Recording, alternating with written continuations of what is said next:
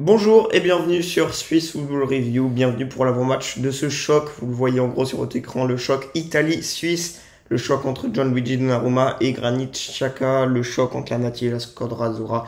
Vous pouvez utiliser tous les superlatifs que vous voulez. Pour moi, ça va être un match assez particulier parce que c'est un match entre deux équipes évidemment euh, frontalières, un match qui peut vraiment nous réserver de très belles surprises et un match qui me paraît assez équilibré sur le papier. Parce qu'on a une Italie qui a la culture de la gagne, mais qui est incertaine. On a une Suisse qui, dans son histoire moderne, dans les grands tournois, c'est plutôt, ça s'arrête au huitième de finale, à part Suisse-France évidemment, mais une équipe en forme. La Suisse est en forme, on le verra. Donc notre programme pour cette vidéo, du coup, on va parler évidemment des compositions d'équipes probables pour ce match, que ce soit Italie ou de la Suisse. On va parler des phases de groupe de chaque équipe, des points forts, points faibles, et d'un petit pronostic personnel à la fin. Donc exactement, l'équipe d'Italie qui arrive avec des absents, c'est à noter tout d'abord Riccardo Calafiori qui ne sera pas là, tout comme Federico Di Marco, les deux ne seront, un est blessé, Di Marco, et l'autre Calafiori est suspendu.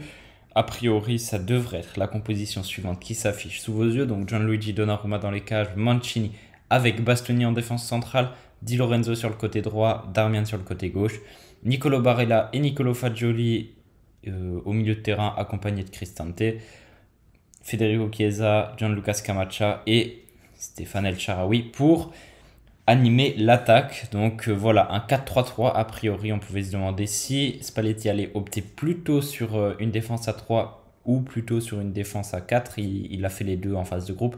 A priori, ce sera bel et bien une défense à 4 aujourd'hui. Donc à voir. On est un peu à la bourre pour ce débrief, donc on va connaître cette combo dans pas très longtemps, mais a priori, ce sera à peu de choses près ça.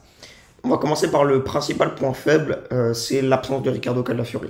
Pour moi, Riccardo Calafiori, c'est en tout cas un des joueurs qui m'a le plus impressionné. C'est peut-être pas le meilleur joueur de cet Euro pour le moment. En tout cas, c'est un des joueurs qui m'a le plus impressionné. Que ce soit offensivement, il a vraiment un apport offensif malgré qu'il soit défenseur central. On l'a vu contre la Croatie avec cette action de but magnifique. Et aussi, c'est un très bon défenseur central. C'est aussi parce qu'il est assez. Il a connu ces derniers temps une ascension incroyable avec Bologne. Avant, il était à Bâle. Il est arrivé à Bologne. Il a tout écrasé sur son passage. Pardon, il est vraiment très fort.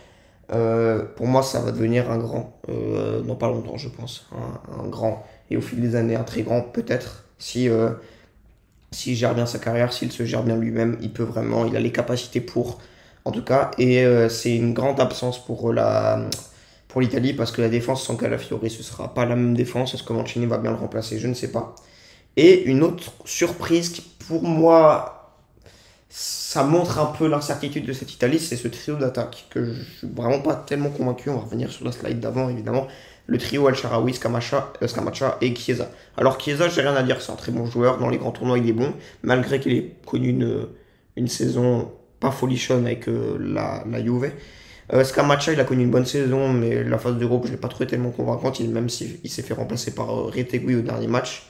Et El Shaarawy, il n'a pas connu une saison folichonne, il était plus remplaçant avec la Roma. Et on l'a pas beaucoup vu dans cette phase de groupe, je crois bien. Il faudrait que je revoie des chiffres, mais il était plutôt remplaçant, ça c'est sûr et certain. Et là, le mec titulaire, voilà, ça me paraît être un peu osé. Et j'ai pas l'impression qu'elle soit très efficace cette ligne d'attaque. J'aimerais bien t'entendre là-dessus parce que c'est assez intéressant. Ouais, bon, alors déjà, je vais se revenir brièvement sur Calafiori. Calafiori qui pour moi c'est pardon, c'est très dommage que l'Italie ne puisse pas s'appuyer sur son taulier de la défense. Il a été très bon dans la défense à 3, très bon dans la défense à 4. Autant cette équipe d'Italie manquait de certitude, autant Calafiori a pu en amener. Alors certes, il concède un autobut sur la phase de groupe, mais c'est anecdotique. Il fait, comme tu l'as dit, justement une excellente phase de groupe. Et lui était vraiment un point central sur lequel pouvait s'appuyer Spalletti. Il ne pourra pas le faire, donc ça, on va dire que c'est plutôt un bon point pour la Suisse. Et justement, par rapport à ce trident d'attaque, Chiesa, moi qui suis passablement quand même la Juventus, il a fait une saison assez moyenne, hein, comme tu l'as dit.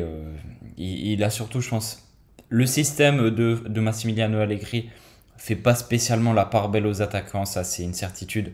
Il n'a pas dû être tellement aidé à voir s'il va rester ou s'il va partir. Il y a des discussions, son contrat se termine en 2025. Peut-être que sous Thiago Motta, ça pourra aller mieux.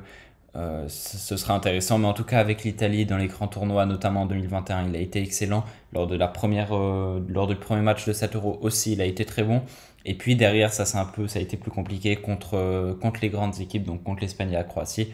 Mais ça reste un joueur qui a beaucoup de qualité et qui peut faire mal dans ces grands tournois, donc ça me paraît logique qu'il soit titulaire. Scamacca et El Shaarawy, pour moi, Scamacca, c'est un très bon joueur. On l'a vu cette année avec l'Atalanta. Mais par contre, ce trio d'attaque, pour moi, ça montre à quel point l'Italie se cherche encore sur le plan offensif. Ils n'ont pas vraiment de stabilité. C'est même pas sûr que ce soit vraiment cette attaque-là, parce que ça a beaucoup changé, donc on verra. Mais dans tous les cas, ce sera à voir, parce qu'intrinsèquement, il y a de la qualité. Après, les joueurs sont pas dans la meilleure forme.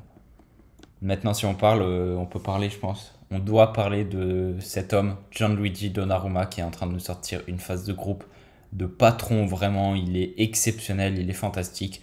Il a sauvé bien des actions pendant cette phase de groupe. Et ce sera, je pense, l'un des gros clients en face pour l'équipe de Suisse. Ouais, totalement. Comme un peu un Mamardashvili côté géorgien, il nous fait une saison évidemment. Ouais, la saison était peut-être un peu moins bien au PSG, mais en tout cas une phase de groupe de patron. Ça, c'est évidemment, il nous a sauvé pas mal de buts. Je pense que j'ai rien à dire par rapport à Gianluigi Donnarumma, c'est magnifique. Pour revenir un peu à la composition d'équipe, pour voir un peu les autres points forts, on a évidemment Bastoni qui est vraiment très bon, que ce soit avec l'Inter, avec l'Italie, il a vraiment fait des bonnes choses. Di Lorenzo, c'est pas mal, c'est aussi un patron dans que ce soit au Napoli, il est aussi assez bon avec l'Italie. Mais je suis désolé, je vois plus de points faibles que de points forts pour l'Italie parce que très peu de stabilité. Bon, ça, ils le font souvent avec Spalletti, ils switchent entre une défense à 3 et une défense à 4, mais ça montre un peu il n'y a pas de stabilité en fait, ça montre qu'il n'y a pas de stabilité. Et quand même, il y a des joueurs qui reviennent un peu. On peut pas penser à Fagioli qui a pas beaucoup joué avec la Juventus. Tu as une suspension, il a joué pas beaucoup, je pense. Il a joué un match, le dernier match contre la C'est Monza. ça, sinon il a pas du tout joué. El Shaarawy, il était remplaçant avec la Roma. Scamacca, il a fait une très bonne saison, une très bonne phase de groupe, pardon. Bon voilà, il y a beaucoup de points faibles, mais le principal point fort, c'est évidemment Donnarumma qui nous fait une saison de patron et qui pourrait sauver pas mal d'actions contre cette équipe de Suisse. Je pense qu'on peut passer à l'équipe de Suisse. Ouais, on va y passer. Donc l'équipe de Suisse qui est annoncée en composition probable, alors bon, je pense que pour la défense centrale, on peut l'annoncer. Sommer, Cher, Akanji et Rodriguez seront titulaires, avec devant eux Freuler, Xhaka et Ebicher en piston gauche. Ça n'a pas bougé de toute la phase de groupe, donc ce sera à 99,9% ces 7 joueurs-là qui seront alignés. Sur le côté droit, sauf surprise, ça devrait être Leonidas Terziu. Et sur le trio d'attaque, on devrait avoir Mbolo et Ndoye. Autre incertitude, là, la RTS nous dit qu'elle prévoit Ruben Vargas. Je pense que Fabien Rieder pourrait être titulaire. Donc, c'est un des deux, de toute façon. Ce sera un des deux. Je pense pas que ça soit Shaqiri. Shaqiri, pour moi, ne tient pas 90 minutes à haute intensité. Ouais. Ne tient pas 120 minutes, encore moins. Donc, pour moi, il le fait rentrer, à la... Selon le match. Il le fait rentrer. S'ils ont besoin de défendre, je pense pas qu'ils vont le faire rentrer. Mais s'ils ont besoin encore de vivacité, d'une étincelle. C'est ça, d'une étincelle, il le fait rentrer, je pense, à la 80, 75e peut-être. Sinon, Stergiou, ça devrait être lui parce qu'on a un absent côté suisse, c'est évidemment Sylvain Widmer qui, comme en 2022, c'est pas une blessure cette fois, c'est une accumulation de cartons jaunes comme Riccardo Calafiori, qui aussi a été très bon. Franchement, l'animation offensive est aussi due à un très bon apport des deux pistons, que ce soit Ebicher et Widmer. Je trouve que les deux vraiment ont été efficaces, ont été très bons, que ce soit défensivement et offensivement. Ebicher, c'est encore la grosse surprise évidemment de son apport défensif. Offensif, on pouvait plus s'y attendre. Donc voilà, c'est très beau à voir ce que va faire Stergiou. Il a quand même eu du temps de jeu durant cet Euro. mais c'est quand même un grand absent côté suisse. Et du coup, le dilemme entre Vargas et Fabian Rieder, pardon. Pour moi, c'est 50-50. Rieder a eu moins de temps de jeu que Vargas, je pense, même s'il a joué il a fait un très bon match contre l'Allemagne. Pour moi, je miserais plus sur Fabian Rieder parce que le match un peu qu'on va retenir, c'est le match référence, c'est le match contre l'Allemagne, il était titulaire et il a beaucoup apporté. Donc moi, ce serait le trio d'attaque, ce serait Rieder, Mbolo et Ndoye. Et Vargas en super sub. Voilà. Ouais, je partirais aussi avec Rieder. Franchement, son match contre l'Allemagne m'a vraiment convaincu. Il a été bon, il a fait les efforts et tout ce qu'il faut. Franchement, il a fait un gros match. Donc, moi, Fabian Rieder, ça me convient, ça me convainc aussi. Ruben Vargas, je suis pas contre. Après, sa phase de groupe est compliquée. Sa phase de groupe est globalement son aventure avec l'équipe de Suisse. On voit que c'est un joueur qui a toujours une assez grosse, de belles qualités, notamment en percussion, mais qui au final reste quand même très imprécis devant les cages. Dans la zone de vérité, on l'a vu encore pendant cette phase de groupe, c'était assez brouillon, c'est surtout très stéréotypé comme jeu et c'est ça peut-être le principal défaut de Vargas, c'est que ses actions elles se ressemblent quand même passablement. Après, il a quand même de la qualité, donc, et puis il a réussi surtout à marquer, même si ça a été annulé pour un hors-jeu de pas grand-chose, contre l'Allemagne. Donc au moins, il a pu engranger un peu cette confiance-là. Je sais pas si ça l'a vraiment boosté plus que ça, mais en tout cas, il a montré qu'il était capable de finir bien une action. Petit filet, tout bien, frappe croisée, nickel, contre l'Allemagne. Quelque chose qui avait manqué sur ses dernières sorties. Donc, ouais, je partirais quand même pour Fabian Rieder au vu de la phase de groupe. Je pense qu'il mérite sa place dans ce 8e. Et il a un apport aussi assez particulier, Fabian. C'est que je le voyais plus redescendre que Vargas. On voit que les deux pistons en phase défensive redescendent, Ebischer et Widmer. Là, ce sera Ebischer et Stereo vraisemblablement. Et on passe plutôt avec un 5-3-2, c'est-à-dire que Ndoye reste avec le 9. Avec Mbolo, là, ou ça soit Doua ou Amdouni. Et on a un Rieder, en tout cas sur le match contre l'Allemagne, il redescendait pour créer un trio au milieu de terrain, Xhaka, Freuler et Rieder, et c'était solide et ça pouvait repartir assez vite et il n'y avait pas de trou, c'était pas une équipe coupée en deux en tout cas. Et ça je trouve ça assez intéressant avec Fabian Rieder, donc je partirai sur lui et je pense que Moratekin l'a vu aussi je pense qu'il même c'est pour ça qu'il l'a titularisé aussi, il a ses qualités défensives aussi, c'est aussi un joueur d'axe, il peut jouer aussi au milieu de terrain, donc voilà, c'est aussi très intéressant. Ensuite, on va passer à la phase de groupe. La Suisse, on va passer très rapidement. La deuxième place, on la connaît. Très belle phase de groupe. On en est très satisfait. Il y a de quoi bâtir là-dessus. Et puis, par contre, pour l'Italie, alors on va passer juste sur le classement. Ils vont chercher cette 4e place, mais que ce fut dur. Ils arrachent l'égalisation contre la Croatie qui les sauve, entre guillemets, ils auraient peut-être été éliminés. J'ai pas les... Peut-être qu'ils passaient, peut-être pas. C'est possible qu'ils passaient pas avec moins de goal average. 0 de goal average. Moins 4. 1 même. Si oui, moins 1, mais 0 de goal average là, je parle actuellement. Donc ça les sauve, clairement. 4 points, normalement c'est plus un score de 3e. On l'a vu, la Suisse passer à 4 points dans le groupe en 2021. Il passait à 4 points. Voilà, c'est particulier. Pour moi, ils n'ont convaincu jamais. Ils n'ont jamais convaincu pleinement. Ils n'ont jamais convaincu l'Italie. Si on prend match par match, premier match contre l'Albanie. Pour moi, il y a 20 bonnes minutes. C'est les 20 minutes après cette gifle, quoi, la réaction. Mais après, le match est terne. Contre l'Espagne, ils sont absents du débat. Il n'y a rien, quasiment. Il y a très peu d'actions. 4 tirs, si je ne me trompe pas. 20 tirs à 4, un truc dans le genre. Ouais, c'était compliqué. C'était complexe. Après, ils arrivent à limiter la casse et à ne pas prendre trop de buts. Donc ça, c'est quand même quelque chose à noter. Évidemment, pour moi, le vrai point fort, il est là. C'est ce quatuor défensif. C'est cette défense, ce duo, Bastoni-Calafiori, c'est la certitude, mais malheureusement, il y en a un des deux qui manque à l'appel. Et Di Marco aussi. Et Di Marco, très bon aussi, effectivement. Mais qui n'est pas là. Donc, voilà, il y en a deux, et puis Di Lorenzo, je l'ai trouvé assez bon aussi. Et ce dernier match, ce fut dur. Ils arrachent une égalité grâce. Ils essayent à 3 défenseurs. À cet homme. Ouais, grâce à Zaccagni, on ne voit pas sur. Qui est rentré en jeu, ouais.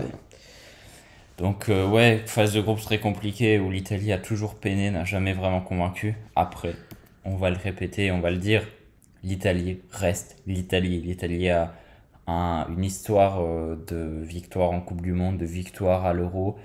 C'est les tenants en titre de la dernière, du dernier Euro et pourquoi pas, ils peuvent se relancer à tout moment en phase finale, un peu à la manière de l'équipe d'Angleterre aussi.